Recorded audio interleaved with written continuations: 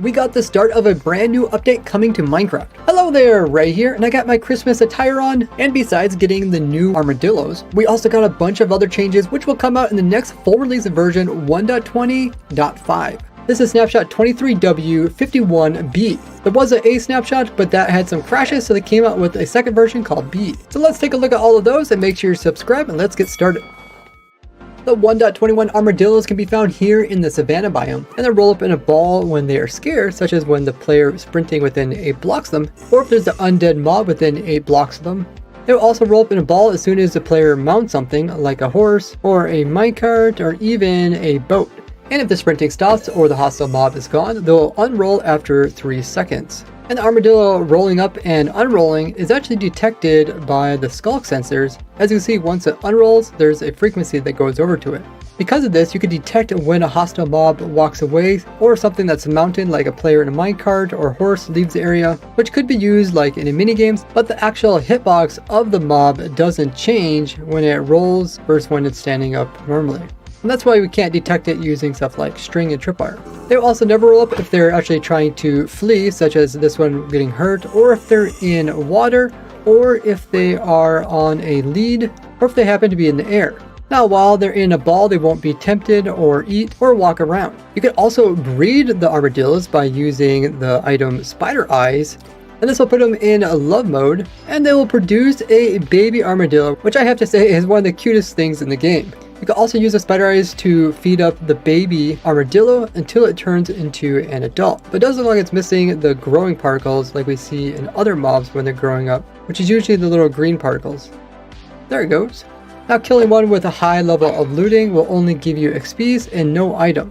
Periodically, they will drop parts of their shell, which are called armadillo scutes. And not to be confused with the turtle ones, they renamed these to turtle scute. Now you can also get the scutes off of the armadillos more forcefully by using a brush on them. This will drop 1 scute. The thing is, you can actually just repeatedly keep getting scutes out the same exact armadillo. But it does come at a cost, because every time you use a brush on it, it uses durability, and a huge chunk of it too, being 16 durability points. So unlike Bedrock Edition, where you can actually get 5 uses out of the brush before it breaks, in Java Edition, on the 4th use, it will break. We can also use dispensers with the brushes on the armadillo. So if we brush them, you can see it drops a scute, and it also does the same amount of durability as if you were doing it. So you can make a farm just by having a hopper underneath the armadillo and automatically using brushes on them with dispensers to collect all the scutes you ever need. But in order to make this infinitely automatic, you need to have a crafter that's crafting up brushes, which takes a feather farm, copper farm, and stick farm. And I have this great spreadsheet which lets you see exactly how you can farm up each of these, as well as how you can farm up almost every single item in the game of Minecraft.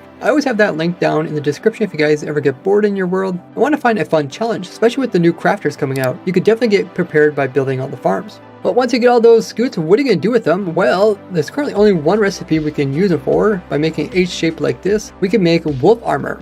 And as suggested, if you have a tamed wolf, you can actually right click it with the dog armor, and then it'll be wearing it, which looks amazing. It has a bunch of armor pieces all over and even on the knees. And the wolf armor protects them as much as the diamond horse armor protects the horses. And since diamond is considered one of the top tiers, there's probably not going to be any tiers when it comes to the wolf armor. What do you think the armadillo scutes should also be used for?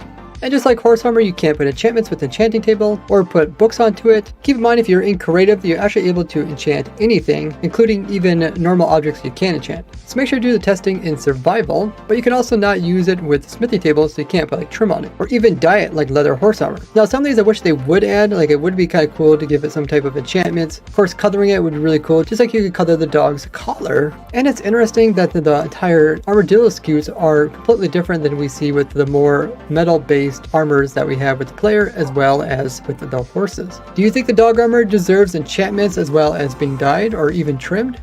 The armor will protect the dog just as if the player had full gold armor without any enchantments. We also can't place the dog armor onto baby tamed wolves or wild wolves. But when it comes to other people's dogs, so let's summon in a wolf that's tamed by someone else, you can see it automatically sits down since they're not online. I won't be able to place wolf armor onto this dog. Just like you can't color other people's dogs' collars. This way you don't grief their dogs since they're not yours. And for this reason, they don't have it so you can automatically dispense armor onto dogs, because that could just be another way of griefing them.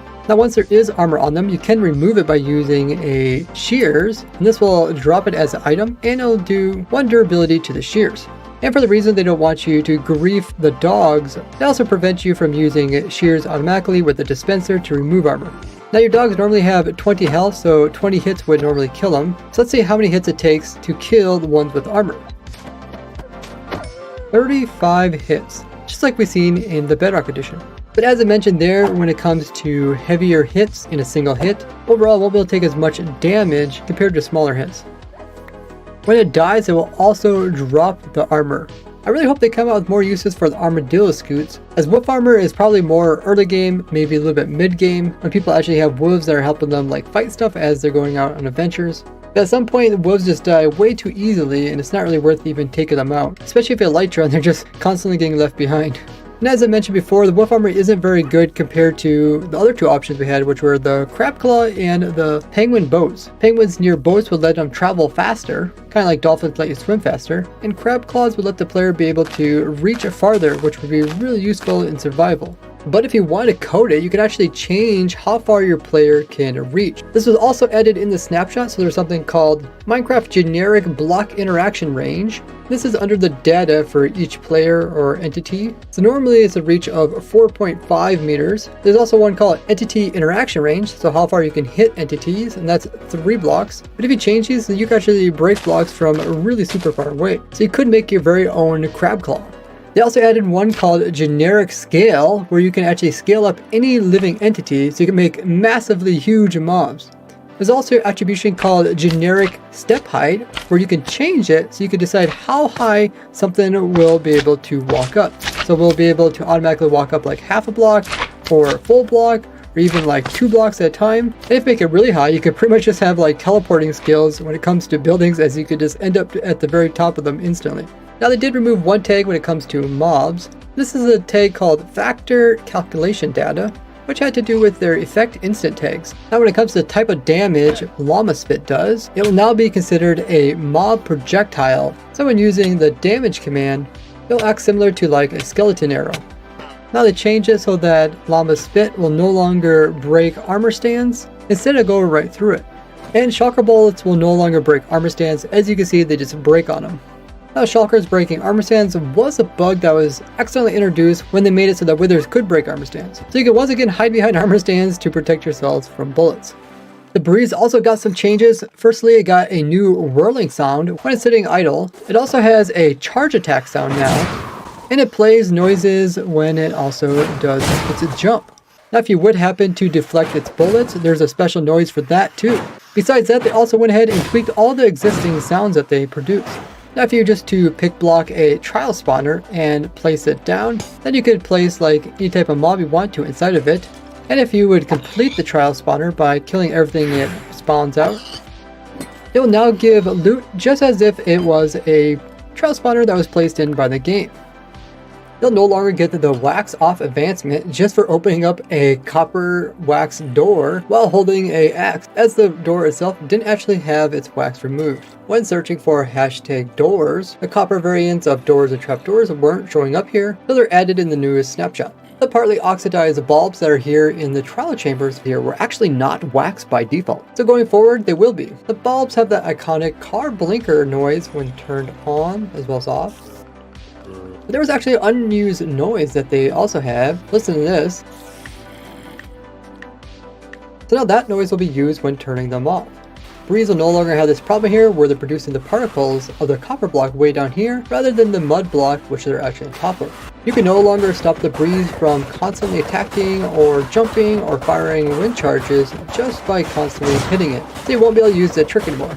Sometimes when the Breeze does a jump, it'll then not have any friction and it will try to pathfind around, but instead it will just slide around really fast and it can actually get extremely far before it'll then resume some other attack style. But this weird frictionless Breeze problem is now resolved. The eyes and eyebrows of the Breeze were a little bit odd, and some blocks would actually render through them, like this honey block here, which has now been resolved. They also made it so that their shadow is smaller, like most other mobs. When it comes to having armor that has negative durability, you can see the durability bar was all glitched out with a big red line going to the right. And depending on how negative it was, you can have this bar reach all the way off the screen as well. So this was fixed in today's snapshot. and they fixed a creative only bug when testing to see what type of durability is on armor. The game would actually switch it out with a different type. For some reason, ever since 1.18, helmets weren't actually protecting the player like they were supposed to when an anvil would fall on them or a stalactite. So remember to wear your helmets once again if your friends are those people that like to drop anvils on you. They resolved a weird bug when it comes to maps and renaming them. If there's 2 copies and one was renamed and then you would throw it down, you can actually make it so that the player where they show up on the map can vanish and appear depending on if you're holding the map or not. If you're in spectator mode, you'll no longer be able to see these disable button clicks as they aren't meant for spectator players. Respawn anchors now have an ambient noise which plays. This is what it sounds like.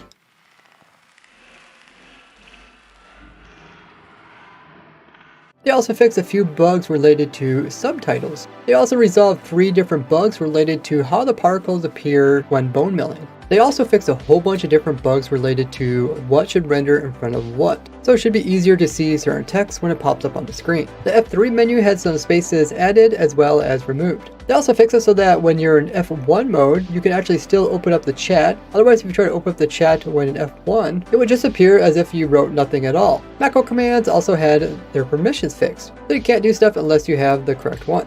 Now this snapshot did come out on a Monday rather than the typical Wednesday. That's because Mojang's probably starting their Christmas vacation and they don't want to release the update on Wednesday where there might not be anybody there, so they won't be able to fix problems such as having like the world crash, like what was happening with this snapshot and why we actually got the B version. This will also probably be the last snapshot that we see until next year, as their holiday often goes into the first week of January. Now see all the other crazy farms and machines I designed for 1.21 and even a way to farm up every item in the game all automatically. Thanks to this month's channel supporters, and I hope you guys all a Merry Christmas and a Happy New Year's. Bye bye!